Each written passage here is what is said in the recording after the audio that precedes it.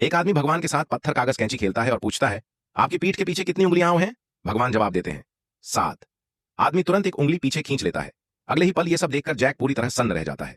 लेकिन उससे भी ज्यादा चौंकाने वाली बात यह थी कि भगवान जैक से कहते हैं, मेरी जगह तुम लोगे।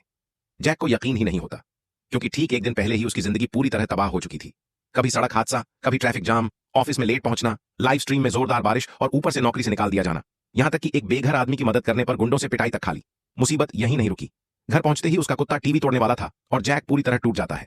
मन शांत करने के लिए गाड़ी लेकर निकलता है, लेकिन कार भी बुरी तरह टकरा जाती है। लगातार हो रही बदकिस्मती से जैक का सब्र टूट जाता है। वो भगवान पर गुस्सा निकालता है, उनकी नाकामी को कोसता है और मानता है कि वो साधारण जिंदगी के लिए नहीं बना। वो अपनी लकी ब्रेसलेट फेंक देता है और भगवान पर विश्वास छोड़ देता है।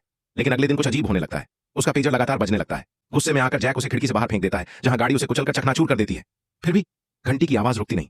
परेशान होकर जैक उसी नंबर पर कॉल करता है और हैरानी की बात, उसे इंटरव्यू का कॉल आ जाता है। वो जल्दी जल्दी पता नोट करता है और अपनी टूटी फूटी गाड़ी से वहां पहुंचता है। गाड़ी से उतरते ही सीधा पानी के गड्ढे में पैर पड़ता है। गुस्से में फिर भगवान को कोसता हुआ वो कंपनी के अंदर जाता है, लेकिन अंदर कुछ भी नहीं। सिर्फ एक सफाई कर्मी मिलता है जो उससे झाड़ू लगाने में मदद मांगता है। जैक बहाना बनाकर भाग जाता है और एचआर डिपार्टमेंट जाता है। वहां भी सन्नाटा।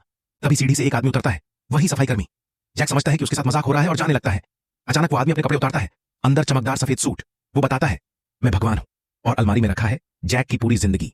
जैक यकीन नहीं करता और अलमारी खोलने ही वाला होता है। भगवान कहते हैं, तुम रोज कहते हो मैं अपना काम ठीक से नहीं करता, तो अब तुम्हें ही अस्थायी भगवान बनाता हूं। जैसे ही तुम इस इमारत से बाहर निकलोगे, तुम्हारे पास मेरी सारी शक्तियां होंगी।